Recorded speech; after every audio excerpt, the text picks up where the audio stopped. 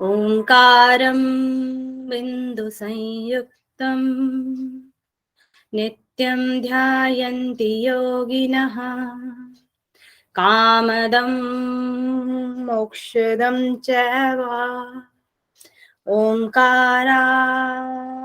नमो नमः।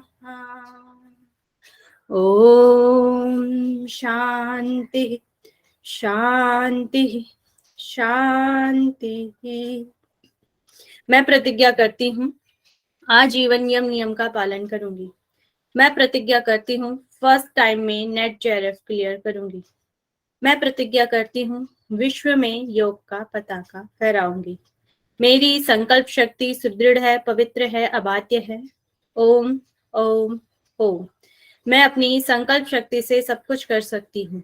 ओम ओम ओम। मेरे पास अजय मनोबल है। ओम ओम ओम। अपने दोनों हैंड्स को रब करेंगे, आंखें ढकें और आए वापस आज के सत्र के लिए। कल हमने क्या क्या पढ़ा था उसके बारे में कोई भी शॉर्ट में बताएं।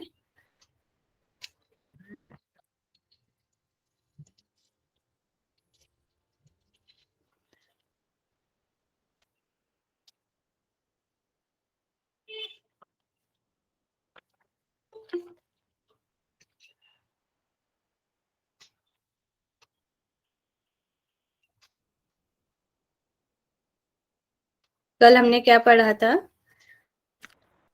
मैम परिपक्व और अपरिपक्व ज्ञानी के बारे में पढ़ा था। और इसमें 7वां जो प्रश्न था, ज्ञानी जनों की मृत्यु के बाद की गति क्या होती है, नाड़ी शुद्धि पढ़ा था इसमें हमने। ओके। और 9वां प्रश्न पढ़ा हुआ था कि योग क्या है, योग अभ्यास का लक्षण क्या है, इसको पढ़ा था मैं आज तक। ओके, चलिए अभी हम आगे शुरू करते हैं।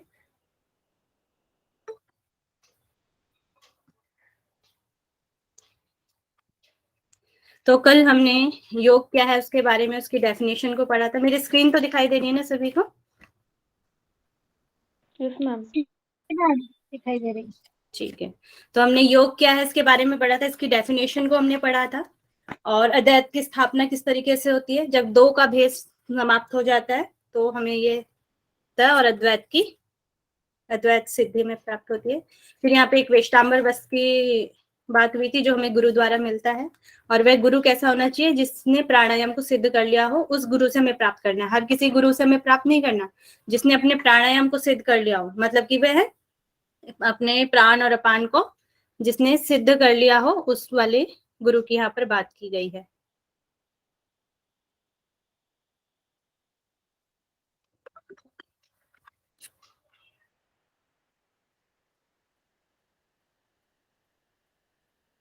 नेक्स्ट हम आज कुंडली के बारे में पढ़ेंगे। तो कुंडली के बारे में क्या क्या वर्णन किया है। तो कुंडली यहाँ पर थी हमारी 8 लपेटे की बताई गई है गोरक्षनाथ जी के जो भी हमारे ग्रंथ हैं उनमें। तो और इसको करना किस में है, वज्रासन में करना है। वज्रासन, सिद्धासन को यहाँ पर वज्रासन कहा गया है। फिर स्थान की हम बात करें तो कुंडली मूलाधार चक्र से ऊपर, मूलाधार चक्र हमारा क्या होता है, सबसे नीचे वाला जो चक्र है वो मूलाधार चक्र है। फिर एवं कंध स्थान से नीचे, कंध मतलब कि हमारा होता है ये नाभि, ये हो गया हमारा स्वादिष्टान, ये हो गया हमारी नाभि। नाभि से नीचे वाले स्थान में कंध होता है, इसके आसपास कंध स्थान से नीचे पेडू के पीछे भाग में 8 वक्र होकर स्थित है। कुंडली का स्थान बताया जा रहा है, पीछे की साइड इसे बताया जा रहा है, ठीक है। पेडू के पीछे, पेट के पीछे वाले भाग में 8 बार वक्र होकर, मतलब 8 बार गोले लगाकर रहती है जो हमारी कुंडली है। समय इसका जागृत होने का 15 दिन बताया गया है। जब हम 15 दिन तक अभ्यास करेंगे तो यह निरंतर जागृत हो जाती है। मैम फिर ये यहाँ पे मतलब शक्ति चालन कोई वज्रासन बोला है क्या? नहीं, सिद्धासन को वज्रासन बोला है। तो शक्ति चालन कैसे लिखा है शक्ति यहाँ पे? चालन क्रिया करनी है जिससे कि आपकी कुंडली जागृत होगी, ठीक है। इसको मुद्रा नहीं बोला गया, केवल शक्ति चालन बोला गया। मैम ये स्वादिष्टान और ये कहाँ आएगा फिर, आप बता रहे ये है हैं इसके स्वादिष्टान, नीचे? येलो कलर में स्वादिष्टान है, रेड कलर में आपका मूलाधार है, ग्रीन कलर में यहाँ पर आपका मणिपुर चक्र है। तो मणिपुर चक्र से मणिपुर को नीचे अंदर भाग से नीचे, लेकिन मणिपुर को येलो कलर बोलते हैं ना, इसलिए कंफ्यूजन हो गया वो। हाँ इसलिए हो गया होगा, यहाँ पे कलर का थोड़ा हाँ डिफरेंस हाँ है। ठीक है, इसके पश्चात निरुद्ध मारुत। निरुद्ध यहाँ पर मतलब कि मारुत मतलब होती है आपकी वायु, और निरुद्ध उसको जब वायु को हम हटा देंगे तो जो हो जाती है कुंभक की स्थिति जो है, उसे यहाँ पे निरुद्ध मारुत बोला गया है। इसके बाद कुंभक करके शक्ति चालन करके 8 बार कुंडलित होकर स्थित कुंडली को नाभि का आकुंचन, मतलब कि आपका कुंभक करने के लिए कहा गया है। और फिर उसके बाद जब आप कुंभक कर लेंगे तो नाभि का आकुंचन करना है, नाभि को अंदर की ओर खींचना है, मतलब कि जैसे उद्यान बंद की जो स्थिति होती है उसको करने के लिए कहा गया है। करके नौली की तरह यहाँ पर चलाना है, जहाँ पे कुंडली क्रिया कुंडली जागरण की आपकी नौली की तरह से चलाना है। पहले उद्यान बंद, पहले पूरा श्वास बाहर निकालना है, फिर नाभि का आकुंचन मतलब उद्यान बंद करना है, फिर उसको नौली की तरह चलाना है। इससे कुंडली रुजु भाव, कोमल भाव को प्राप्त हो जाती है, जिससे मृत्यु का भय नहीं रहता है। रिजु मतलब होता है कोमल, मतलब ये जागृत होने लग जाती है। ठीक है, फिर इसके लाभ क्या होते हैं? वाहिनी ज्वलित होती है, जिससे कुंडली तप्त हो जाती है। जो हम नौली क्रिया करते हैं उससे हमारी क्या होती है? वाहिनी ज्वलित हो जाती है। वाहिनी ज्वलित हो जाएगी जब हमारे शरीर में अग्नि प्रज्वलित हो जाएगी, जिससे हमारी कुंडली जागृत हो जाती है। ठीक है, एक बार थोड़ा एक बार सिंपल लैंग्वेज में मतलब नॉर्मल बता नॉर्मल में दीजिए, बता देते हैं। आपका कुंडली जो मूलाधार चक्र है उससे ऊपर की स्थिति और कंध से नीचे का स्थान जो बताया गया है उसे, और पेड़ों के पीछे वाले भाग में इसको 8 वक्र, 8 मतलब 8 लपेटे से बताया गया, और ग्रंथों में 3.5 लपेटे बताए, यहाँ पर 8 लपेटे बताया गया। समय इसका 15 दिन बताया गया। निरंतर अभ्यास करेंगे तो ये ऋजु भाव में आएगी, अपनी जागृत होने की अवस्था में आएगी। अभी जागृत हुई नहीं है, जागृत होने की अवस्था में वो आएगी।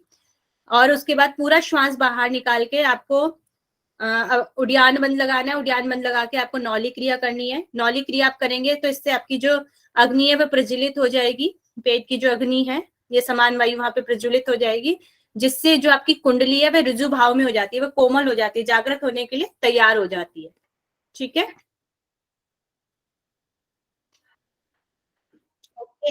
Okay ma'am. मैम ये जो 8 बार कुंडलित होकर, इसका क्या मतलब है? शक्ति चालन करके 8 बार जैसे 3.5 लपेटे होता है ना, 3.5 लपेटे, वैसे यहाँ पे 8 लपेटे। जैसे गोल गोल घूमती है ना, यूं यूं करके गोल गोल घूमती है, वैसे यहाँ पे 8 लपेटे। जो हमारे और टेक्स्ट हैं उनमें 3.5 लपेटे बताई गई है, 3.5 लपेटे कुंडली के बताए गए, यहाँ पर 8 लपेटे बताए गए। ठीक है, 15 ये कुंडली आपको गोल गोल दिख रही है ना, यहाँ पे इसी तरह लपेटे लगा के रहती है कुंडली जो है। मैम 15 दिन ऐसे बताया है क्या श्लोक में? मतलब बुक हाँ में श्लोक में है 15 दिन के निरंतर अभ्यास से। अभी 7 मास भी आएगा आपका। ओके। ये तो ग्रंथि भेदन का है। चलिए, जब कुंडली पूरी तरह जागृत हो जाएगी वह 7 मास का। यहाँ पे फिर ग्रंथि भेदन, यहाँ पे 3 तरह की ग्रंथि भेदन को बताया गया है। समय 7 मास पर्यंत अग्नि ज्वलित। पहले अपने 15 दिन में तो हमारी अग्नि प्रज्वलित होती है, उसके बाद वो होता है जब अग्नि प्रज्वलित हो जाती है तो 7 मास तक अग्नि ज्वलित रखने से कुंडली जागृत हो जाती है, जिससे वह सुषुम्ना नाड़ी, जो हम ब्रह्म नाड़ी जो सबसे नीचे हमारी होती है यहाँ पर, तो यहाँ पर ब्रह्म नाड़ी का मुख खुल जाता है और ब्रह्म ग्रंथि का भेदन हो जाता है। हमारे शरीर में 3 ग्रंथियां होती हैं, एक ब्रह्म ग्रंथि, एक विष्णु ग्रंथि और एक रुद्र ग्रंथि। जो ब्रह्म ग्रंथि होती है वह आपकी मूलाधार या स्वादिष्ठान के आसपास है। फिर सेकंड है आपकी विष्णु ग्रंथि अनाहत चक्र के पास है, और एक होती है आपकी सहस्त्रार चक्र में। ये 3 ग्रंथियां हैं। तो सबसे पहले हमारी क्या होगी? ब्रह्म ग्रंथि का भेदन होगा, जो सुषुम्ना नाड़ी जहां से स्टार्ट होती है वहीं पर। फिर उसके बाद इसी साधना क्रम निरंतर चलता रहता है, जिससे अनाहत चक्र, यहाँ पर इसको हृदय कमल भी बोला गया है, अनाहत चक्र को। तो यहाँ पर अनाहत चक्र जागृत होकर विष्णु ग्रंथि का भेदन होता है। यहाँ पर आपका अनाहत चक्र के यहाँ पर विष्णु ग्रंथि का भेदन होता है। ठीक है, और विष्णु ग्रंथि का भेदन होता है। उसके पश्चात सहस्त्रार चक्र में यहाँ पे आएगा रुद्र ग्रंथि। यहाँ पे आप ऐड कर लेंगे, रुद्र ग्रंथि का भेदन होता है लास्ट में। यहाँ पे सहस्त्रार जो चक्र होता है, यहाँ पे रुद्र ग्रंथि का भेदन होता है। 3 ग्रंथियों का भेदन यहाँ पर बताया गया है। फिर है ब्रह्म नाड़ी का, यह सबसे ऊपर का भाग है। कुंडली के साथ यहाँ पे प्राणों के पहुंच जाने पर योगी असंप्रज्ञात समाधि सिद्ध हो जाती है। मतलब कि जब हमारी ब्रह्म नाड़ी जो होती है, यहाँ पे एक ब्रह्म नाड़ी बताई जाती है सुषुम्ना के अंदर ही, तो ब्रह्म नाड़ी का ये सबसे ऊपरी भाग होता है। कुंडली के साथ यहाँ पर प्राणों पे पहुंच जाने पर, मतलब रुद्र ग्रंथि का भेदन हो जाने के बाद हमें असंप्रज्ञात समाधि सिद्ध हो जाती है। वह परमानंद स्वरूप ब्रह्म का साक्षात्कार कर लेता है और उसी में लीन हो जाता है। यह योग की पूर्णता की स्थिति है, मोक्ष की प्राप्ति हो जाती है। इस स्थिति में जीव और ब्रह्म का भेद बोध मिट जाने से अद्वैत ज्ञान की प्रतिष्ठा हो जाती है। मतलब कि जो आपका जीव है और जो ब्रह्म है वह एक हो जाता है यहाँ पर। ठीक है, ओके है। जी मैम। ये इस स्लाइड में से किसी को कुछ पूछना है? मतलब मैम फाइनल मोक्ष मिल गया। हाँ, मोक्ष की प्राप्ति हो जाती। आगे और सारी चीजें बताई जाएंगी कि किस तरह से मोक्ष की प्राप्ति होगी। और एक तरीका ये भी बताया, जब ग्रंथि भेदन हो जाएगा तो उससे हमारे मोक्ष की प्राप्ति हो जाएगी। मैम ये ब्रह्म ग्रंथि का स्थान कहाँ पे बताया है? ब्रह्म ग्रंथि सबसे नीचे, सुषुम्ना बोला नाड़ी था। जहाँ से कुंडली जागृत होती है। सुषुम्ना नाड़ी को भी ब्रह्म नाड़ी भी कहते हैं मैम। ब्रह्म नाड़ी भी कहते हैं, वहीं पे ब्रह्म ग्रंथि भी है। ठीक है, सुषुम्ना नाड़ी को यहाँ पे ब्रह्म नाड़ी भी कहा गया है, इसको भी ऐड कर लीजिए।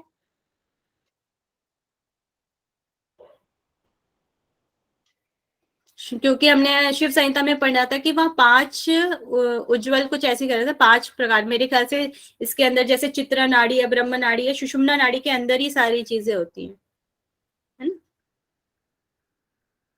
चलिए, ओके, स्लाइड फिर सभी को। फिर आगे हम पढ़ेंगे कुंभक के प्रकार। इसमें कुंभक के 2 प्रकार हैं, एक सहित कुंभक और एक केवल कुंभक। तो कुंभक में 2 पार्ट्स में, एक सहित और एक हो जाएगा आपका केवल। और सहित के अंदर ही 4 पार्ट हो जाएंगे, सूर्य भेदन, उज्जाई, शीतली और भस्त्रिका। ये 4 तरह के आपके प्राणायाम बताए गए यहाँ पे। सहित कुंभक के 4 प्रकार, सूर्य भेदन, उज्जाई, शीतली, भस्त्रिका। सहित कुंभक को तीनों बंदों के साथ करने से केवल कुंभक की सिद्धि होती है। ये आपके 4 प्रकार के जो सहित कुंभक हैं। सहित कुंभक मतलब क्या होता है? पूरक रेचक के साथ जो करते हैं। पूरक रेचक के साथ जब हम करते हैं, जब इसकी हमें बहुत ज्यादा प्रैक्टिस होती जाती है, श्वास रोकने की हमें क्षमता आ जाती है, तो फिर केवल कुंभक की सिद्धि प्राप्त हो जाती है। ठीक है, ये बताया जाए। शहीद कुंभक रिपीट कर दीजिएगा। शहीद कुंभक। सहित कुंभक जब आप रेचक कर रहे हैं, श्वास को ले रहे हैं, कुंभक कर रहे हैं, फिर श्वास को छोड़ रहे हैं, तो ये हो जाएगा आपका सहित कुंभक। और केवल कुंभक क्या हो जाएगी? जिसमें ना हम श्वास लेते हैं, जहां पर रखते हैं वहीं पर रुके रह जाते हैं, वहां पर श्वासों की गति नहीं होती, वहां पर रेचक पूरक नहीं होता है, तो वो हो जाएगा आपका केवल कुंभक। ठीक है, ओके है। मेरी समझ में नहीं आ पाया है। आप प्राणायाम, कोई भी प्राणायाम करते हैं आप? जी करते हैं, कैसे करते हैं? मैम, जैसे मैं तो अनुलोम विलोम करते हैं, सांस लेते हैं हाँ, छोड़ते तो जब हैं। हम श्वास ले रहे हैं, कुंभक कर रहे हैं, श्वास छोड़ रहे हैं, ये तो हो गया आपका सहित कुंभक। ठीक है, और जब आप केवल कुंभक में आप ना श्वास लेते हैं ना छोड़ते हैं, वो हो जाएगा आपका केवल कुंभक। मैम, ठीक है, ऐसा कैसे वो प्राणायाम ना, होता है?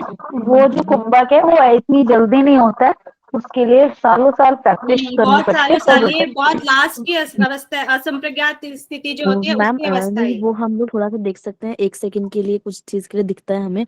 जब हम कपालभाति करते हैं उसके बाद हमारा कुछ सेकंड के लिए श्वास से रुक जाता है, नहीं लेने का मन करता है ना छोड़ने का, उस स्थिति को केवल्य कुंभक कहा जाता है, हम कहते हैं। तो कुछ सेकंड के लिए बस हम महसूस कर पाते हैं, लंबे टाइम के लिए जब होता है तो वो योगियों का होता है। बट हम लोग हम्म, कुछ सेकंड के लिए तो महसूस करते हैं, जब कुछ सांस ना आता है ना जाता है।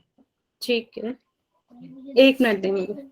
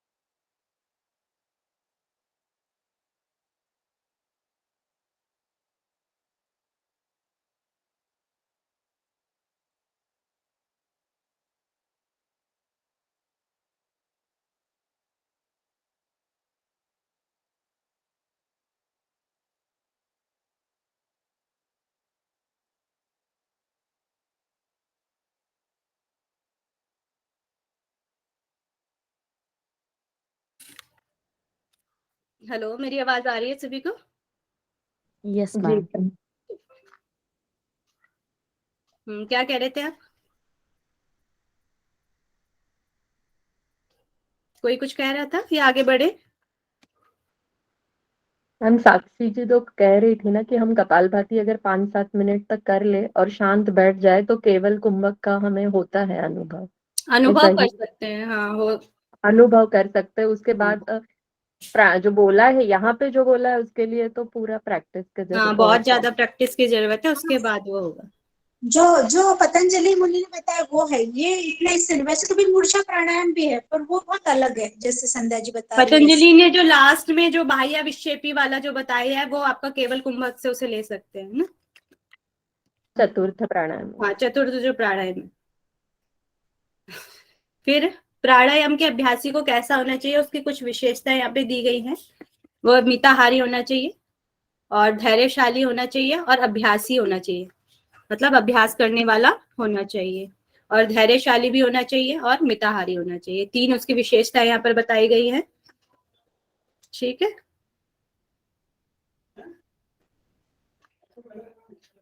चलिए नेक्स्ट हम प्राणायाम के जो हमारे सहित कुंभक के प्रकार है उनके बारे में हम पढ़ लेते हैं। तो सबसे पहले है सूर्य भेदन प्राणायाम। तो इसमें क्या करते हैं, सूर्य नाड़ी जो हमारी राइट नॉस्ट्रल है उससे हम पूरक करते हैं। विधिवत बंद, जो हमारे बंद होते हैं उनको हम लगाते हैं। तो बंद का क्रम क्या है, पहले फिर आपका आ जाएगा मूल, जालंधर बंद और उड्डयन बंद। ठीक है, विधिवत बंद, फिर उसके बाद हम कुंभक करेंगे। कुंभक के बाद आपका चंद्र नाड़ी से फिर रेचक कर देते हैं। ठीक है, आपको राइट से लेना है, फिर कुंभक करना है और फिर लेफ्ट से श्वास को बाहर निकालना है। इसके लाभ क्या है, पेट के सभी रोग दूर हो जाते हैं। वात दोष, शरीर में जो भी वात दोष होते हैं वे नष्ट हो जाते हैं, और कंठ रोगों का नाश होता है। इसमें एक ये चीज अलग है आपका योग बीज में कि यहाँ पे जो कंठ रोग होते हैं उनका नाश हो जाता है यहाँ पर। ठीक है, फिर आपका सेकेंड, वात वात दोष वही होगी ना जो वायु से हाँ, जनित वायु से दोष होंगे। रिलेटेड जो होते हैं हमारे शरीर में 3 होते हैं ना, वात पित्त कफ, तो ये वात की बात यहाँ पर हो रही है, वायु से संबंधित जो होते हैं। मैम एक बार बंद होगा, फिर हम दिखा दीजिए कैसे बताया था। अभी आगे वाली स्लाइड में फिर आप देख लेना। ठीक है, ओके। फिर है आपका उज्जाई प्राणायाम। उज्जाई प्राणायाम में बता रहे हैं दोनों नाड़ी में वायु को पेट में अंदर खींचकर दोनों से श्वास लेना है, और फिर कुंडली के पास जो कंध का स्थान बताया है, नाभि से नीचे कंध का स्थान बताया है, कुंडली के पास कंध में यथाशक्ति रोके, वहीं पर हमने श्वास को रोकना है, और फिर सूर्य नाड़ी से रेचक करने के लिए बोला गया है आपको। राइट नॉस्ट्रल से श्वास को बाहर निकालना है, लेते हुए दोनों नॉस्ट्रल से लेना है, छोड़ते हुए सूर्य नाड़ी से छोड़ना है। तो फिर इसमें ये बताया गया इसके लाभ क्या क्या है। कंठ कफ आदि सभी रोग नष्ट हो जाते हैं। कंठ के जो कफ रोग होते हैं, हमारे गले में संबंधित जो रोग होते हैं उनके लिए बात की है। कंठ के कफ के आदि सभी रोग नष्ट हो जाते हैं। सिर में होने वाले रोग दूर हो जाते हैं। जलोदर, जलोदर होता है जैसे हमारे पेट में उदर में कभी हमारे बहुत ज्यादा पानी वगैरह भर जाता है, जिसे हम जलोदर बोला जाता है उसको यहाँ पर, उसको बोला गया है, वह नहीं होता उज्जाई प्राणायाम से। शरीर की अग्नि प्रदीप्त हो जाती है, जो हमें जठराग्नि जिसे हम बोलते हैं उसको प्रदीप्त करते हैं। फिर इस प्राणायाम को हम कब कब कर सकते हैं, उज्जाई प्राणायाम को चलते फिरते उठते बैठते कभी भी हम कर सकते हैं। ये बात हमें और भी टेक्स्ट में मिलती है उज्जाई प्राणायाम की, कभी भी हमें इसे किया जा सकता है। एक बार हमारा क्वेश्चन भी आया है, ऐसा कौन सा प्राणायाम है जिसे चलते फिरते उठते बैठते कभी भी किया जा सकता है, तो वह हो जाएगा उज्जाई प्राणायाम। मैम ये जो सिर में होने वाले रोग जैसे सिर दर्द, हाँ, सिर सिर दर्द, से संबंधित माइग्रेन, जो भी होंगे ना, जैसे उसमें आपका माइग्रेन वगैरह भी हो जाएगा। सिर से जितने भी संबंधित रोग होंगे, सिर में दर्द होगा, वे सारे रोग इससे दूर हो जाएंगे। थायराइड के लिए सबसे अच्छा प्राणायाम कहलाता है ना ये। तो वो कंठ से संबंधित जो भी रोग है उनके लिए भी अच्छा है। मॉडर्न थेरापिस्ट यूज के लिए है, वो टेक्स्ट में नहीं दिया, ये अपन मॉडर्न टेक्स्ट में नहीं है, टेक्स्ट में तो आपके सिर में होने वाले रोग और कंठ में होने वाले रोग से है, वहां पे थायराइड वगैरह कुछ नहीं दिया गया। थायराइड वगैरह तो अब है ना, पहले नहीं था ना। थेरेपी, योगा एज थेरेपी जब यूज करते तब होता है। थेरेपी के लिए यूज होगा। फिर आपका शीतली प्राणायाम। शीतली प्राणायाम मुख से वायु खींचकर नासिका से निकालना, ये यहाँ पे शीतली प्राणायाम बताया गया है। इसके लाभ क्या है, पित्त जन्य रोग, जो भी हमारे शरीर में तीन जो दोष होते हैं वात पित्त कफ, इसमें यहाँ पर पित्त का बताया गया। शीतली प्राणायाम से पित्त जन्य रोग दूर हो जाते हैं और ज्वर का नाश होता है, क्योंकि ये शीतलता देता है, इससे जो हमारे शरीर में ज्वर वगैरह होता है वह भी नाश हो जाता है और पित्त रोग भी उससे दूर हो जाते हैं। नेक्स्ट है आपका भस्त्रिका, भस्त्री प्राणायाम। लोहार की भस्त्रा के समान वेगपूर्ण वायु रेचक पूरक करें जब शरीर में थकावट होने लगे। जब आप रेचक पूरक कर रहे हैं, बार बार श्वास ले रहे हैं, छोड़ रहे हैं, जब शरीर में थकावट होने लगे, इसका कोई टाइम पीरियड वैसे नहीं दिया गया, इसमें बोला गया जब शरीर में थकावट होने लगे तब तक करना है, और फिर सूर्य नाड़ी से पूरक करना है और चंद्र नाड़ी से रेचक करना है। अपने राइट से श्वास को लेना है और फिर चंद्र से, मतलब कि आपको लेफ्ट नॉस्ट्रल से उसे निकाल देना है। इसके लाभ क्या क्या है? मतलब हाथ को बिना यूज किए नॉस्ट्रिल के बिना भी ऐसे भी करते हैं ना, और नहीं, यहाँ ऐसे पर भी आप हाथों का भी यूज कर सकते हैं, ऐसा कुछ बताया नहीं कि आपको हाथ की मुद्रा बनानी है, कुछ बनाना है। सूर्य नाड़ी और पूरक नाड़ी का बोला गया है इसमें। मैडम ये सूर्यभेदी प्राणायाम करना है फिर इसके बाद, थकावट होने के बाद? हाँ, ठीक है। मैम ये जो पित्त है वो पित्त वो वाला जो एसिड बनता है हमको, वो है ना? पित्त, शरीर में पित्त जब गर्मी बहुत ज्यादा बढ़ जाती है शरीर में। फिर भस्त्रिका से क्या होते हैं? सूर्य भेदन से वात रोग और शीतली से पित्त रोग।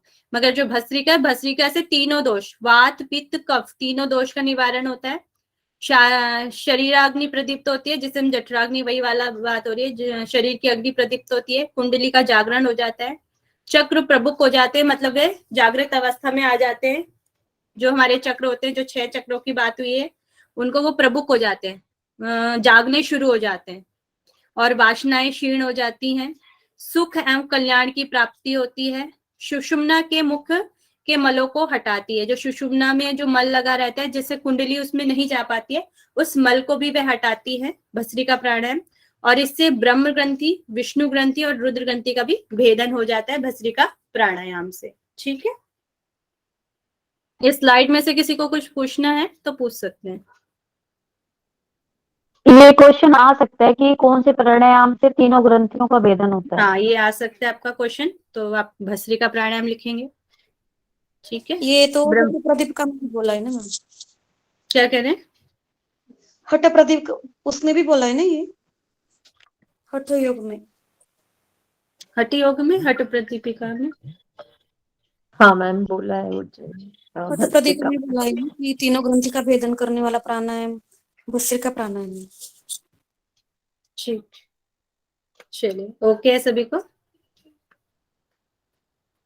फिर यहाँ पे बंधों का क्रम बताया गया है। मूल बंध है, जालंधर बंध है, उद्यान बंध। पहले हमें मूल बंध लगाना है, फिर जालंधर बंध लगाना है, फिर उद्यान बंध लगाना है। ठीक है, फिर यहाँ पे सबसे पहले है आपका मूल बंध।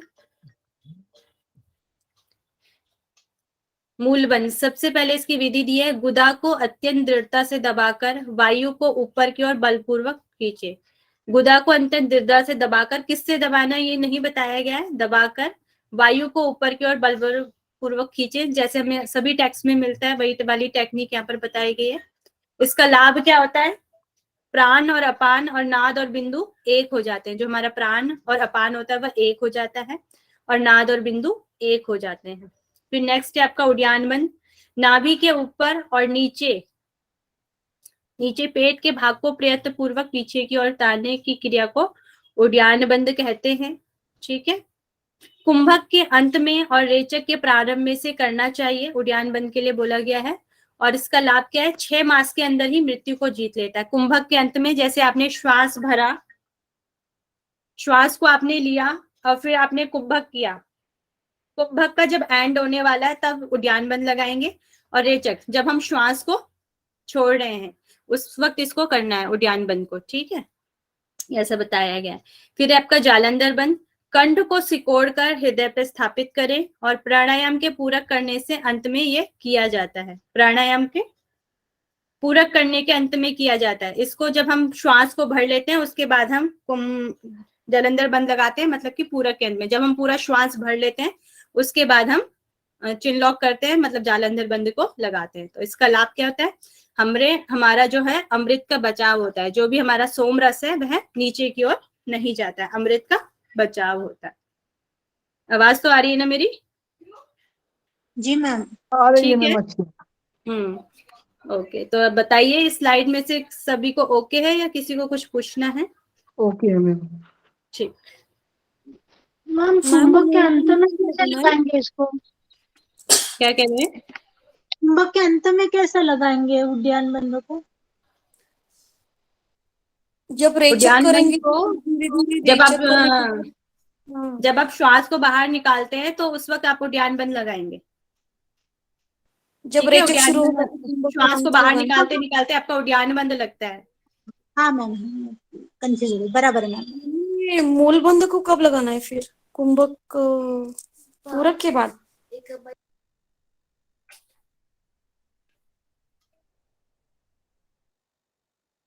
मैम सिर्फ बाल कुंभक में ही उद्यान बंद होता है ना? और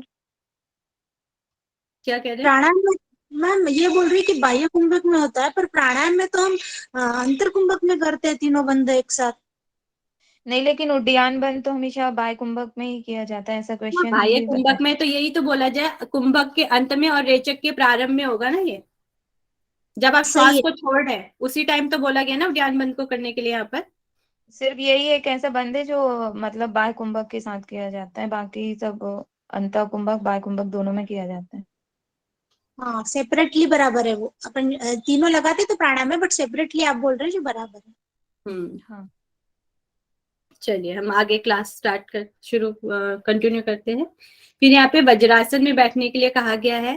प्राणायाम अभ्यास में कुंडली संचालन करके तीनों बंद व चारों प्राणायाम करके, चारों कौन से हमारे सहित कुंभक के जो प्राणायाम है उनको कहने की बात की गई है यहाँ पर। मैम इससे ये किस कुंडली चीज का के लिए बैठ रहे हैं जागरण वज्रासन होता में? है। मतलब ये किस चीज की वो है, किस चीज के लिए बैठ रहे हैं?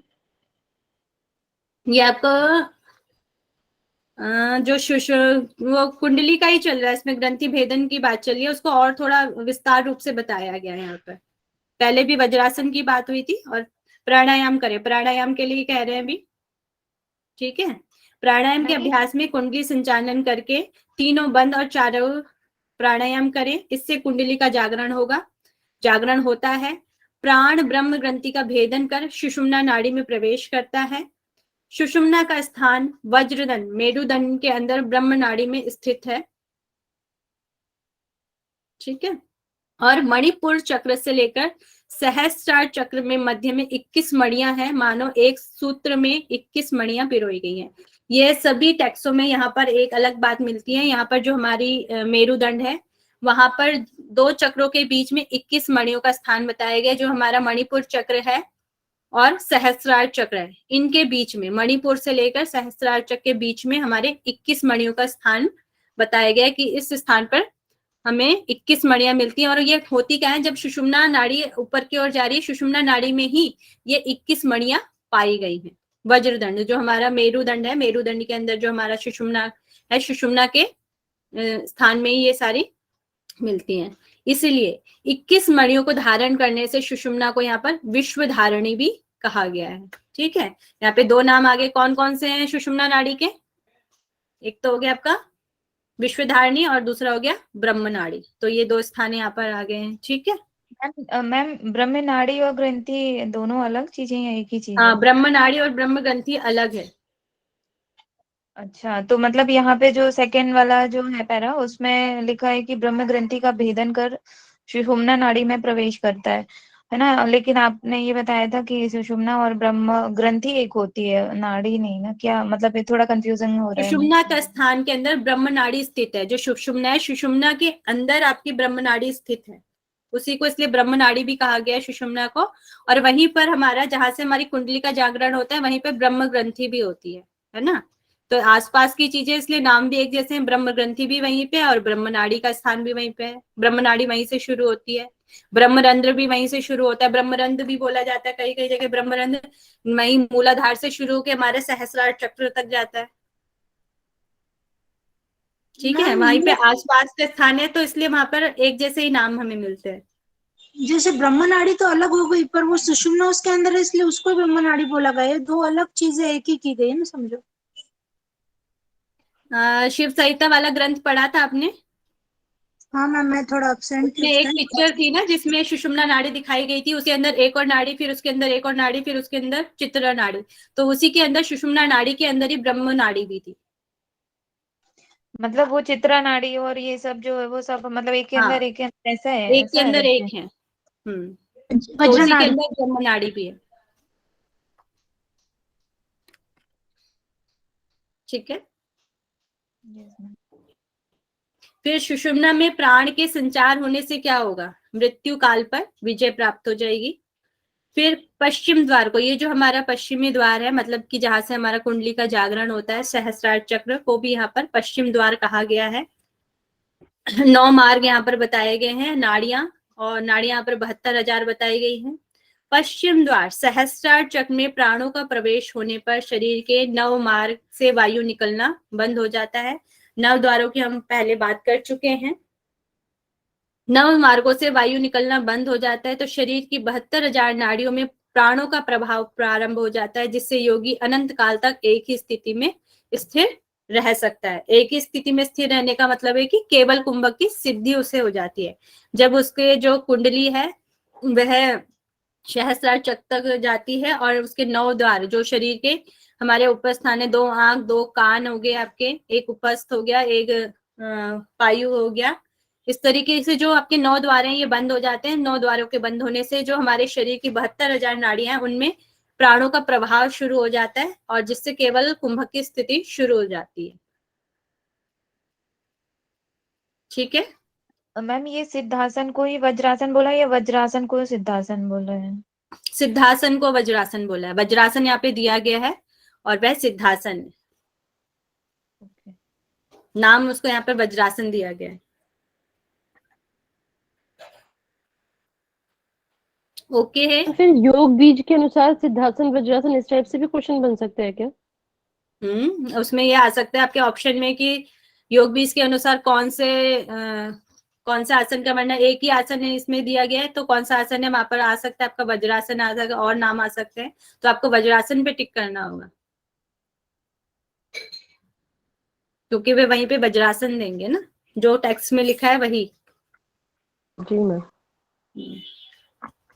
फिर यहाँ पर एक संकेतन विधि, जब हमारा केवल मैम कुंभक एक हो मिनट जाता है। पीछे वाली स्लाइड दिखा दीजिए, 1 मिनट के लिए।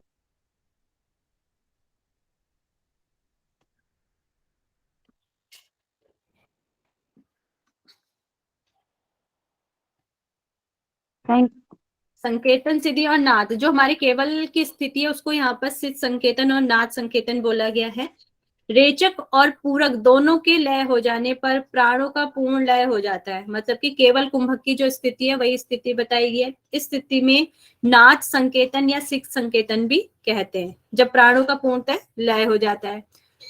तो फिर सिद्ध संकेतन के आगे बताते हैं। संकेतन आदिनाथ मतलब शिव के द्वारा उपदिष्ट बताया गया 8 कोटि, कोटि होता है मिलियन, बहुत सारे मिलियन जो संकेत है उनमें से अत्यंत गोपनीय सर्वश्रेष्ठ संकेतन है। जैसे बहुत सारे संकेतन होंगे, 8 कोटि के मतलब 8 मिलियन संकेतन यहाँ पर बताए गए, उनमें से नाथ संकेतन या सिद्ध संकेतन जो है वह सर्वश्रेष्ठ यहाँ पर बताया गया है।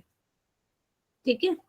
फिर यहाँ पे कहा गया योगी कौन है, उसके जिस साधक ने प्राण और मन को वश में कर लिया हो वह साधक जितेंद्रिय वह सुखी है। योगी के यहाँ पे लक्षण बताए गए हैं, प्राण और मन को जिसने वश में कर लिया हो और जितेंद्रिय हो जिसने सभी इंद्रियों को जीत लिया हो और वह सुखी हो।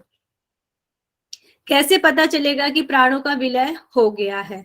ठीक है, इसमें एक उदाहरण यहाँ पर दिया गया है। प्राणों के लय होने पर चित्त में किंचन मात्र भी चंचलता शेष नहीं रहती, जो हमारा चित्त है उसमें बिल्कुल भी चंचलता नहीं रहती है।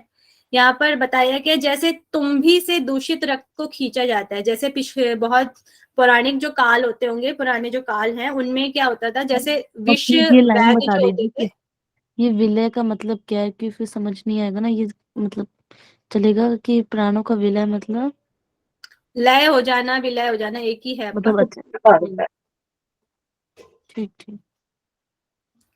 जो पहले के आपके क्या बोलते वैद होते थे, विष को जो निकालते थे, तो उनके द्वारा बनाया गया एक यंत्र है, उसको यहाँ पे तुम्बी बोला गया है। ठीक है, जैसे तुम्बी से दूषित रक्त को खींचा जाता है, जैसे शरीर में किसी ने सर्प ने या किसी बिच्छू वगैरह ने काट लिया है तो उस रक्त को निकालने के लिए तुम्बी का प्रयोग किया जा सकता है।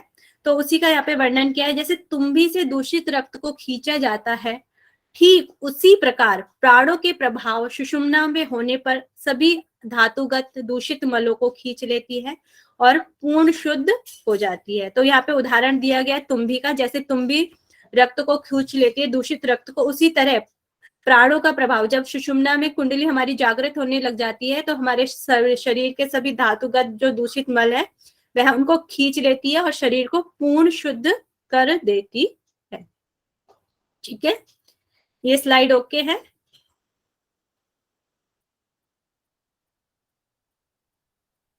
Okay ma'am. फिर इसमें नाद की बात है, नाद कब सुनाई देता है? तो केवल कुंभक की सिद्धि के बाद जब प्राण मणिपुर से पार कर अनाहत चक्र में हृदय कमल में पहुंचते हैं, नाद तब सुनाई, कब की जगह यहाँ पे तब आएगा, तब सुनाई देता है जब केवल कुंभक की सिद्धि हो जाती है और जो हमारे कुंडली है, कुंडली मणिपुर को पार करके अनाहत चक्र में आ जाती है। अनाहत चक्र को यहाँ पे हृदय कमल भी कहा गया है। हृदय कमल में पहुंचते ही नाद सुनाई देने लग जाता है। और यहाँ पे नाद कैसा सुनाई देता है ये नहीं बताया है, बस ये बताया गया कि नाद सुनाई देने लग जाता है। फिर केवल कुंभक की सिद्धियां बताई गई। जब आपका केवल कुंभक लग जाता है तो क्या क्या होता है? नाद सुनाई देता है, एक तो यही हो गया फर्स्ट हमारा, नाद सुनाई देने लगता है। चंद्रमंडल से अमृत द्रव का स्राव जो हो रहा है उसका रक्षण हो जाता है। चंद्रमंडल से अमृत द्रव का स्राव रक्षण हो जाता है। योगी की क्षुधा और पिपाशा नष्ट हो जाती है। क्षुधा मतलब आपका हो जाएगा भूख और प्यास नष्ट हो जाती है। काय मतलब हमारा शरीर और चित्त, शरीर और चित्त के मल भी नष्ट हो जाते हैं। और शुद्ध सच्चिदानंद स्वरूप जो कैवल्य की जो अवस्था, सच्चिदानंद स्वरूप अवस्थित हो जाता है, मतलब कैवल्य की हमें प्राप्ति हो जाती है। शिव कहते हैं मैंने सभी योगाभ्यास के बारे में बताया है, अब इस अभ्यास क्रम को मैं बताता हूँ। तो आगे शिव जो नेक्स्ट क्वेश्चन की बात हो रही है, तो मैंने आपको योगाभ्यास के बारे में बता दिया, प्राणायाम वगैरह के बारे में बता दिया। अब मैं अभ्यास क्रम को यहाँ पर बताता हूँ, ऐसे कहते हैं। ठीक है, तो प्रश्न नंबर 10 देख लेंगे, योग के प्रकार क्या क्या है। अब पार्वती जी पूछ रही है इसमें योग के प्रकार क्या क्या है, तो फिर वह बताते हैं मंत्र हट आदि प्रकार जिन योग तत्व की ओर संकेत किया है उसका यथायथ क्रमशः उपदेश दीजिए। ये पार्वती जी कह रही है, उसको हम मुझे क्रम से अब बताइए। तो इसमें क्रम मंत्र योग, हठ योग, लय योग और राजयोग दिया गया है, जिसको यहाँ पर महायोग कहा गया है। ठीक है, 4 प्रकार के जो योग है इनको यहाँ पर महायोग कहा गया है। ओके, ये वाली स्लाइड। जी मैम। फिर नेक्स्ट यहाँ पे है ma'am one question is my side. बोलिए मैम, जैसे इसमें ये बोला है कि ये नाद योग है वो तभी सुनाई देता है जब केवल केवली कुंभक होके सिद्ध हो जाता है ना? लेकिन मैम जब हम साधना करते हैं और नाद योग का प्रैक्टिस करते हैं तो कुछ ना कुछ तो संकेत हमें तभी सुनाई देना चाहिए। तो इसका मतलब ये है कि जब तक सिद्धि नहीं होगी तब तक हमें सुनाई नहीं देगा, बट ऐसा तो नहीं है मैम। कुछ ना कुछ तो सुनाई देने लग जाता है अगर हम प्राणायाम रेगुलर करते हैं तो उसको क्या कहेंगे?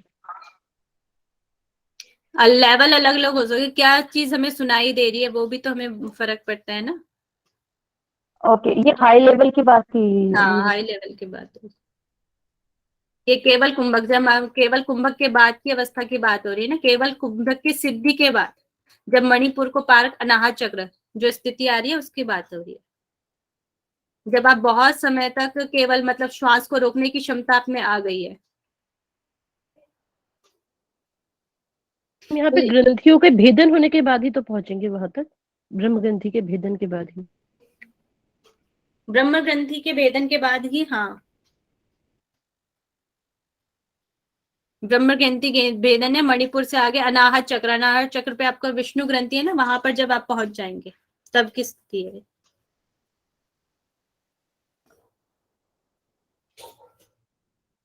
फिर जो यहाँ पे मंत्र योग बताया गया है, मंत्र योग को देख लेते हैं। रेचक, एक्सेल, करते हुए हम की ध्वनि है और पूरक करते हुए इनहेल करते हुए स की ध्वनि है। तो ये आपका हो जाएगा हंस। हंस ध्वनि मंत्र का जाप करता है। ऐसे नॉर्मली बताया गया जब जो जीव होता है वो दिन रात में हंस ध्वनि का उच्चारण करता रहता है, जैसे हमने अजपा गायत्री में पढ़ा था शिव संहिता में। तो वही बात यहाँ पर है कि हंस ध्वनि का मंत्र जाप करता रहता है। सुषुम्ना में प्राणों के प्रवेश होने पर विपरीत सोहम प्रकट हो जाता है। पहले तो हमारा हंस है, जब ये ध्वनि उल्टी होकर सोहम सोहम प्रकट होती है, जीव सदा सोहम मंत्र का निरंतर जप चलने लगता है। इसी जप को मंत्र योग कहते हैं। ठीक है, तो यहाँ पे जो हंस मंत्र की जो ध्वनि चल रही होती है वह सोहम में विपरीत होकर सोहम में प्रकट हो जाती है, तो उसी को यहाँ पर मंत्र योग कहा गया है। फिर है आपका हठ योग। हठ योग में ह मतलब सूर्य नाड़ी, ठ मतलब आपकी हो जाएगी चंद्र नाड़ी। सूर्य नाड़ी पिंगला, चंद्र नाड़ी आपकी हो जाएगी ईड़ा। जब प्राणायाम साधना में सूर्य और चंद्र का ऐक्य हो जाता है, दोनों एक हो जाती हैं, तो इस प्राण साधना को यहाँ पर हठ योग कहते हैं। इसका लाभ भी यहाँ पर बताया गया है। उससे क्या होता है, सभी दोषों की समाप्त हो जाते हैं हमारे हठ योग से। ठीक है, ओके। स्लाइड। मंत्र योग का लाभ नहीं बताया। नहीं, मंत्र योग का लाभ नहीं है।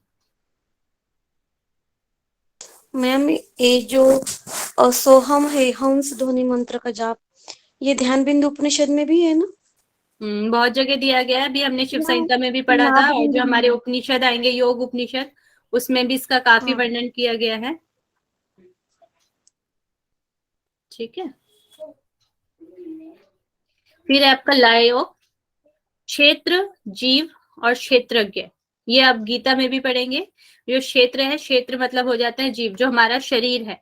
क्षेत्रज्ञ मतलब परमेश्वर। क्षेत्र और क्षेत्रज्ञ की एकता एकता की सिद्धि को ही लय योग कहते हैं। जब क्षेत्र और क्षेत्रज्ञ मतलब जीव और जीवात्मा और आत्मा जब एक हो जाते हैं, उनके लय को ही सिद्धि को ही, एकता की सिद्धि को यहाँ पर लय योग कहा गया है। इसके लाभ क्या क्या हैं? प्राण स्थिर हो जाते हैं। अतिसुख, अतिशय, अतिशय मतलब बहुत ज्यादा सुख की प्राप्ति होती है, शांति प्राप्ति होती है। एवं स्वात्मानंद की प्राप्ति हो जाती है। स्वा जमा आत्मानंद मतलब कि स्व की जो आत्मा है उसमें आनंद की प्राप्ति हो जाती है, और परमानंद की भी प्राप्ति हो जाती है, मतलब कि परमात्मा की भी प्राप्ति हो जाती है जब आपका लय योग हो जाता है। तो फिर यहाँ पर राजयोग बताया गया है। महाक्षेत्र, योनि स्थान का जो मध्य भाग है उसको बोला गया है महाक्षेत्र। यहाँ पर एक रजस बताया गया है, रजस महाक्षेत्र में है। जपा, इसका कलर यहाँ पे बताया गया है। जपा मतलब गुड़हल को कहा जाता है, या जैसे गुड़हल का लाल रंग का फूल है, इस तरीके से बताया गया है। जपा गुड़हल और बंदुक गुल दोपहरिया जिसे यहाँ पर बोला गया है, फूल के समान लाल रंग वाला रजस होता है। ये यहाँ पर स्त्री और पुरुष दोनों में बताया गया है जो रजस है। और फिर रेतस, रेतस मतलब हो गया वीर्य, जिसे हम बिंदु भी बोल सकते हैं। रज और रेतस का जो एक ही भाव ही राजयोग कहलाता है। ठीक है, तो इससे क्या होता है, जब राजयोग आपका हो जाता है तो अणिमा आदि सिद्धियों की प्राप्ति होती है। हमारी सिद्धियां कौन सी है? अणिमा, महिमा, लघिमा, गरिमा, प्राप्ति, प्रकाम्या, ईशित्व और वशित्व, ये सारी हमारे राजयोग सिद्ध हो जाते हैं तो हमें अष्ट सिद्धियां भी प्राप्त हो जाती हैं। जब प्राण और अपान एक हो जाता है तब मंत्र योग, हठ योग, लय योग और राजयोग चारों की सिद्धि हो जाती है। जब प्राण और अपान एक हो जाता है, तो दो की बात यहाँ पे, दो जब एक हो जाता है उसी को यहाँ पर योग, मंत्र योग, हठ योग, लय योग, राजयोग कहा गया है। सभी चीज का एक है। मैम इसके पहले वाली स्लाइड प्लीज दिखा दीजिए, रह क्या वो। ये कंप्लीट हो जाएगा तो मैं भेज दूंगी आपको स्लाइड। ठीक है, okay okay, thank you. Ma'am मुझे ग्रुप में जोड़ा ही नहीं सर, भैया नहीं। मैंने कल नंबर भी सेंड किया था और आज भी कर अभी रहा हूँ। हम बाद में बात करेंगे। ठीक है, ओके मैम। ठीक है। फिर यहाँ पर जो पार्वती जी हैं वो बताती हैं कि बहुत जो हमारे सिद्ध होते हैं उसमें एक काकमत और मरकट मत क्या है। अन्य ग्रंथों में आपने जिसका उपदेश दिया है, जैसे पार्वती जी ने कभी पढ़े होंगे कि कौन कौन से मतलब कि हमारे साधक होते हैं, तो उसके बारे में पूछ रहे हैं। जो और जो आपने उपदेश किया है उन काक मत और मरकट मतों के संबंध का उपदेश दीजिए। उन दोनों की गति एक समान ही है और कैसे है। तो मरकट मतलब क्या है आपका? बंदर। मरकट का मतलब यहाँ पर है बंदर से। योगी धीरे धीरे अभ्यास करता हुआ एक ही जन्म में किंतु बहुत देर से सिद्धि को प्राप्त करता है। ठीक है, एक ही जन्म में वो बहुत देर से सिद्धि को प्राप्त करता है, वह हो गया बंदर। किसी ऊंचे वृक्ष की चोटी पर लगे फल को प्राप्त करने के लिए उद्देश्य से बंदर वृक्ष के मूल से वृक्ष पर चढ़ना आरंभ करता है और धीरे धीरे करके वृक्ष की विविध ऊंचाइयों को, विविध अंतरायों को पार करता हुआ वृक्ष के सबसे ऊंची टहनी पर पहुंचकर फल को, मोक्ष को प्राप्त कर लेता है। जैसे ये बंदर है, बंदर को यहाँ पर साधक की, जो हमारा साधक है उसके बारे में यहाँ पे बात हो रही है। तो वह साधक धीरे धीरे एक एक टहनी चढ़कर, एक एक अंतरायों को पार कर, जो कि उसमें कठिनाइयां उसके साधना में आ रही है, उनको पार करता हुआ धीरे धीरे जा रहा है। वह एकदम से नहीं जा रहा है, धीरे धीरे पार करता हुआ जा रहा है, तब वह मोक्ष को प्राप्त कर लेता है। तो ये हो जाएगा हमारा योगी। जिसकी बाद में ज्ञानी और योगी की हमने बात की थी, वह यहाँ पर जो मरकट है वह योगी की हो गया। जो अपने कर्म से, कर्म को करते करते जा रहा है, वह हो जाएगा योगी। उससे भी यहाँ पर हम इसको ले सकते हैं कि ये धीरे धीरे जाता है और एक ही जन्म में इसको सिद्धि मिल जाती है। तो इसके अपोजिट क्या है? काकमत। काकमत को यहाँ पे कौवा बोला गया। काक मतलब हो गया आपका कौवा। जितनी सिद्धि पूर्व जन्म में मिल चुकी है उसके आगे से साधना प्रारंभ करके वह थोड़े समय में ही मोक्ष की सिद्धि को प्राप्त कर लेता है। तो ज्ञानी जन कैसे थे, बताए मुझे कोई। हमने कल पढ़ा था, बार बार जन्म लेके धीरे धीरे मोक्ष की तरफ जाता है, धीरे धीरे मोक्ष की तरफ जाते हैं। तो यही बात यहाँ पर कही गई है। तो पूर्व जन्म, इन्हें बार बार जन्म लेना पड़ता है। जितनी सिद्धि पूर्व जन्म में मिल चुकी है उसके आगे की साधना प्रारंभ करके वे थोड़े समय में ही मोक्ष की सिद्धि को प्राप्त कर लेते हैं। जब वे धीरे धीरे जन्म लेते लेते उस स्टेज तक पहुंच जाते हैं तो फिर उसे मोक्ष की सिद्धि प्राप्त हो जाती है। जिस प्रकार कौवा जमीन से उड़कर तत्काल वृक्ष की सर्वोच्च टहनी पर पहुंच जाता है ना, उसी तरीके से बताया गया है। एकदम से उसे सिद्धि मिल जाती है। क्या कह रहे हैं? भाव प्रत्यय उपाय प्रत्यय बचा है, वैसे ही है ना। भाव प्रत्यय और उपाय प्रत्यय से भी लिख सकते हैं काकमत को। जो हमारे पतंजलि योग दर्शन में भाव प्रत्यय समाधि है, उससे भी इसको कोरिलेट किया जा सकता है। जो अभी हमने तो मैम ये ज्ञानी है काक और मरकट मत वाले जो है वो ये योगी आपका हैं। योगी हो गया मरकट मत, और ये आपका ज्ञानी हो गया काक मत। उससे भी इसको ले सकते हैं।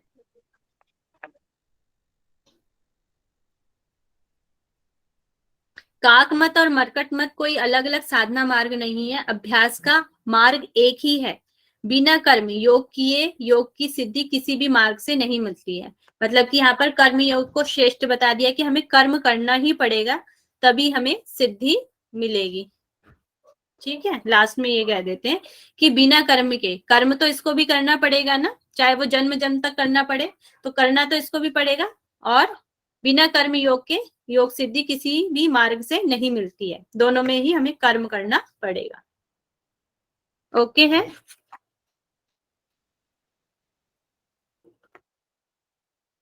ओके सभी को? जी।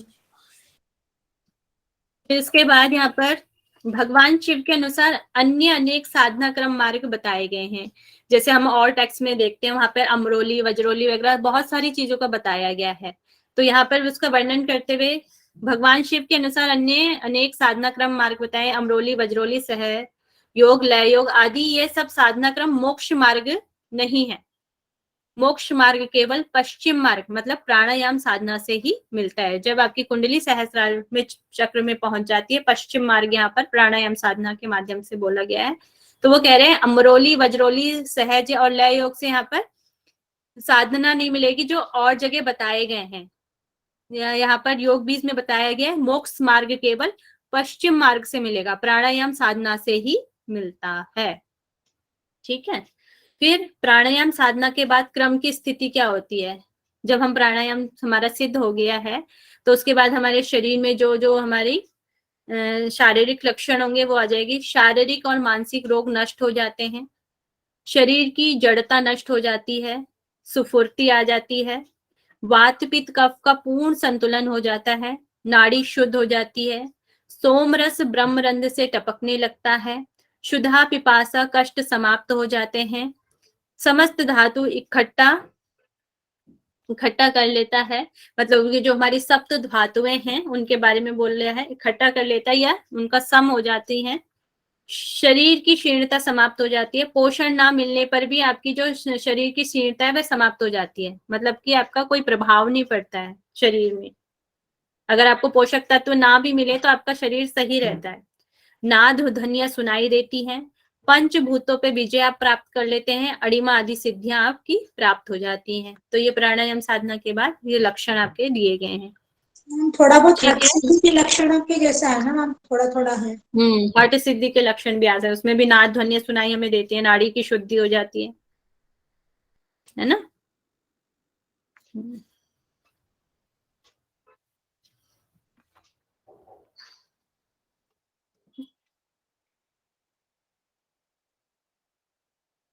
फिर इसमें बोले जिस प्रकार, इसमें उदाहरण दिया गया है, जिस प्रकार कपूर के गल जाने पर वायु में विलीन हो जाने पर उसमें कठोरता कहाँ रह जाती है। जब आपका कपूर होता है, कपूर पहले क्या होता है, कठोर होता है, और उसमें थोड़ी सी वायु लग जाती है या थोड़ा सा जल में मिल जाता है तो उसमें कठोरता कहाँ रहती है, फिर वो क्या हो जाता है, पिघलना शुरू हो जाता है।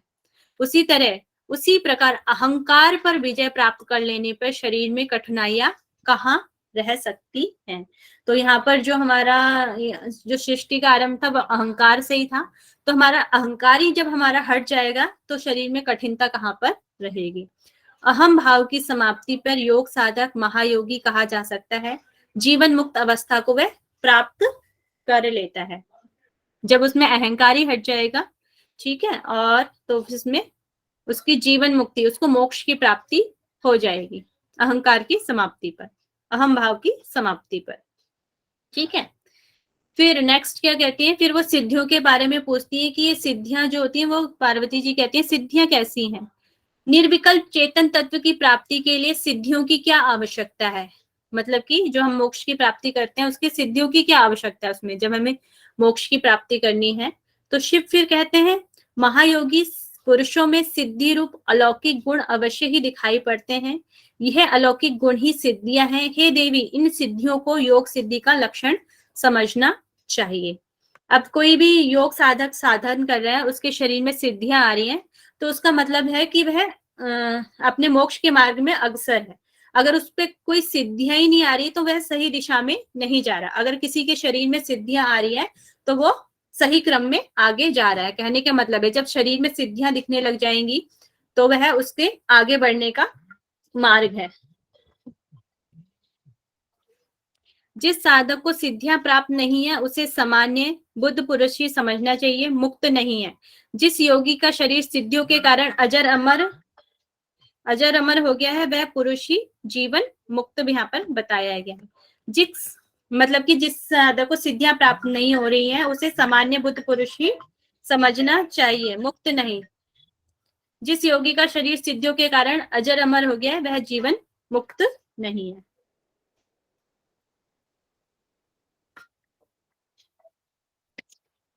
फिर यहाँ पे सिद्धियों के दो प्रकार बताए गए हैं, एक तो कल्पित सिद्धि और एक अकल्पित सिद्धियां यहाँ पर बताई गई हैं।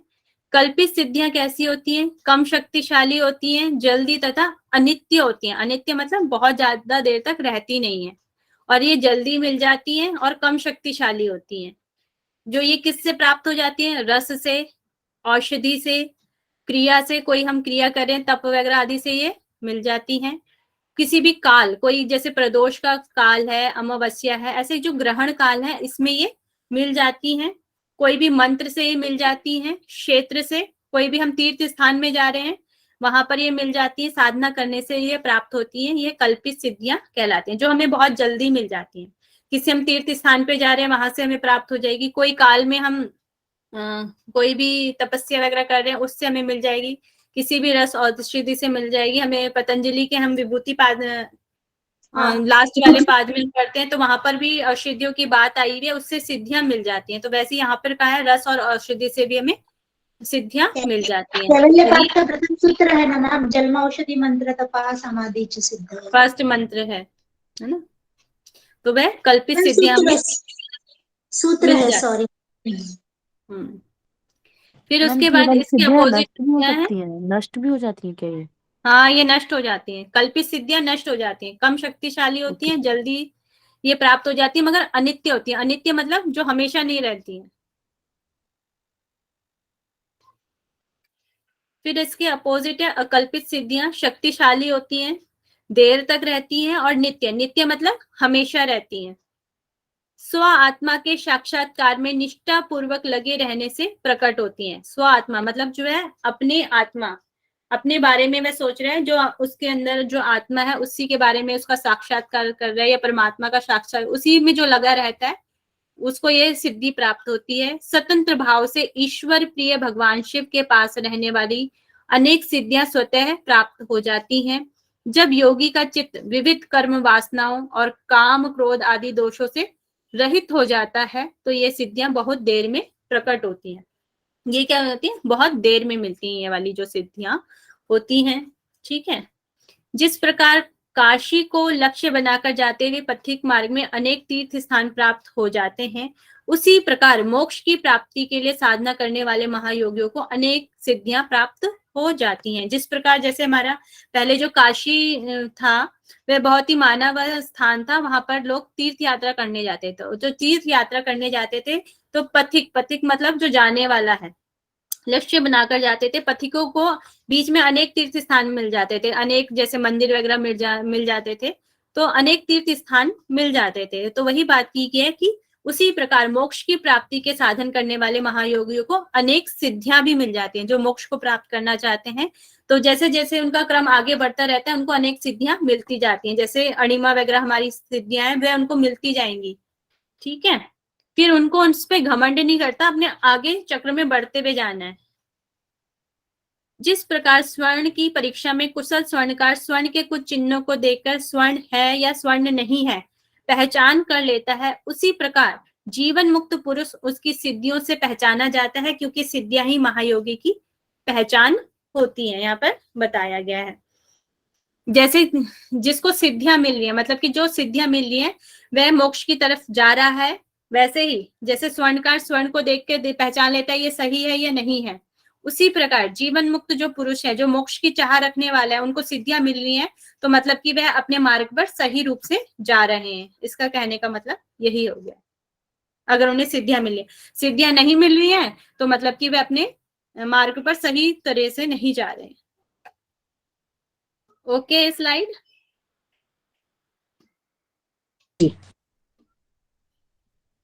आवाज आ रही है ना मेरी सही से? जी आ रही है, जी आ रही है। टाइम क्या हो गया है? हम बस क्या हो मैम? गया था। 4-5 4-5 हो गए, 2-3 स्लाइड रह गई थी। रोहिणी मैम आ गई हैं? नहीं आई मैम। चलिए फिर हम कंटिन्यू करते हैं। इसमें जीव और ब्रह्म के बीच, मैम आप कंटिन्यू कर लीजिए, कोई बात नहीं, पूरा कर लीजिए टॉपिक। ठीक है ठीक है। जीव और ब्रह्म के बीच अद्वैत। ठीक है। जिस प्रकार जल व लवण में मिलकर एक रूप हो जाता है, लवण मतलब यहाँ पे नमक से लिया गया है, जैसे जल और नमक मिलकर एक रूप हो जाता है, एक जैसा ही हो जाता है, उसी प्रकार ब्रह्म का साक्षात्कार करके जीव ब्रह्म भाव को प्राप्त कर लेता है। ठीक है। उसी प्रकार ब्रह्म का साक्षात करके जीव ब्रह्म भाव को प्राप्त कर लेता है, अर्थात जीव और ब्रह्म के बीच अद्वैत स्थापित हो जाता है, मतलब दोनों एक हो जाते हैं। अद्वैत मतलब हो गया एक स्थापित हो जाते हैं। जल यहाँ पर ब्रह्म है और जो लवण है वह जीव है। यहाँ पर जब लवण जब जल में मिल जाता है, जब जीव ब्रह्म में मिल जाता है, तो उसका अलग अस्तित्व दिखाई नहीं पड़ता है, किंतु उसकी सत्ता जल के रूप में विद्यमान रहती है, ब्रह्म के रूप में विद्यमान रहता है। वह जल रूप में रहता ही है। जो उसकी आत्मा है ब्रह्म में मिल जाती है, वह उसी में मिल जाता है। जीव के ब्रह्म भाव को प्राप्त होने पर उसकी सत्ता पृथक नहीं रह जाती है, किंतु उसके शरीर और इंद्रियों में ब्रह्म के गुणों का कारण अलौकिक सामर्थ्य प्रकट हो जाता है। जीव के ब्रह्म भाव को प्राप्त होने पे उसकी सत्ता पृथक नहीं रह जाती, मतलब कि वह जो हमारी आत्मा है या हमारे जो परमात्मा है उससे वह अलग नहीं होता है, दोनों एक समान हो जाते हैं, शरीर भी और ब्रह्म भी। ठीक है। और अलौकिक सामर्थ्य प्रकट होता है। ओके है। Okay ma'am. फिर यहाँ पे जीव और ब्रह्म की बात चल रही थी। तो वही बात है, जीव और ब्रह्म, ब्रह्म युक्त शरीर हो गया, लवण और जल की बात चल रही थी, लवण युक्त शरीर हो गया। ब्रह्मदेह, शरीर में जो जीव जीवन मुक्त अवस्था में रहता है उस समय चेतना युक्त शरीर और इसमें स्थित इंद्रियां ब्रह्म शरीर हो जाती हैं। मतलब कि जो जीवन मुक्त अवस्था है, अभी उसे मतलब कि पूरी अभी उसको मोक्ष की प्राप्ति नहीं हुई है, वह मोक्ष को प्राप्त करने ही वाला है, उस समय चेतना युक्त शरीर में इसमें स्थितियां इंद्रियां ब्रह्म शरीर हो जाती हैं, ब्रह्म के ही जैसी हो जाती हैं। इस प्रकार जीव और ब्रह्म में अनन्य भाव, अभेद, अद्वैत और ये मोक्ष को प्राप्त कर लेता है तो वह मुक्त हो जाता है, जीव और ब्रह्म स्वरूप हो जाता है। जीव और ब्रह्म के मध्य अभेद स्थापित हो जाने पर जीव की स्वतंत्र सत्ता मिट जाती है। वही है आपका जीव और ब्रह्म एक साथ मिल जाता है, अद्वैत का भाव यहाँ पर बोला गया है, अद्वैत हो जाते हैं दोनों। फिर आज की लास्ट स्लाइड है, यहाँ पर एक और उदाहरण से इसे समझाया गया है। जो हमारा हिम, हिम मतलब हो गया आपकी बर्फ, ठीक है, हिम को बोला गया है ब्रह्म, और जो हमारा धृत है घी, उसको बोला गया है यहाँ पर जीव। जमा हुआ घी जो होता है ब्रह्मयुक्त शरीर में पूर्ण शांत होता है, और पिघला हुआ घी जो होता है वह चंचल होता है, ठीक है। जिस प्रकार घृत जो जीव है, जिसकी मतलब कल्पना कह रही हूँ, जो जीव है उसको यहाँ पर घृत बोला गया है, और जो ब्रह्म है उसको हिम बोला गया। जिस प्रकार घृत हिम के संपर्क में आकर जम जाता है, या जो जीव ब्रह्म के संपर्क में आगे मोक्ष को प्राप्त कर लेता है, जो घृत का स्वरूप घृतवत विद्यमान रहने पर घृत के अलग अलग रूप में प्रकट होता है, उसकी तरलता चंचलता समाप्त हो जाती है। घी कैसा होता है? लिक्विड फॉर्म में होता है ना, चंचल होता है, कहीं भी वो जा सकता है, बिखर सकता है, ये ठीक है। तो यहाँ पर बताया वह चंचल होता है, ठीक है, जो घृत होता है। मगर जब वह हिम मतलब ब्रह्म, हिम में वर्णयुक्त और हिम समान शीतल हो जाता है। जब जैसे कोई घी है, घी को हम आजकल जैसे वह जम गया है, सर्दियों में क्या होता है वह जम जाता है, या हम उसे फ्रीजर वगैरह में लग जाते हैं वो जम जाता है, तो उसी तरह के बताया गया है। जैसे हम हिम को वर्णयुक्त है या हिम समान शीतल हो जाता है, जीव ब्रह्म को प्राप्त कर लेता है। तो बात यहीं पे है, जीव जब हिम को प्राप्त कर लेता है तो उसकी चंचलता समाप्त हो जाती है और वह जीव ब्रह्म भाव को प्राप्त कर लेता है। तो इसी तरह आगे कहते हैं, शिव कहते हैं इस विद्या को क्रूरों को, धूर्तों को, दुष्टों को और दुर्जनों से बचाकर रखना चाहिए। शिव भक्त एवं सदाचार संपन्न इस विद्या का अधिकारी है। जो शिव भक्त है उसको ये विद्या देनी चाहिए। अंतिम श्लोक में पार्वती शिव को प्रणाम करती है। इस स्लाइड में किसी को कोई दिक्कत है तो पूछ सकते हैं। मैम ये पीडीएफ सेंड कर दीजिएगा। क्या कह रहे हैं? पीडीएफ सेंड हो जाएगा। मैम मेरा नंबर कैसे जुड़ेगा ग्रुप में?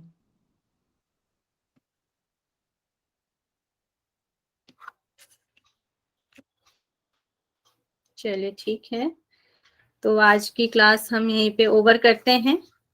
एक मैम पीडीएफ भेज देना। ठीक है, ठीक है। एक ओमकार के साथ ओनली, लंबा गहरा श्वास।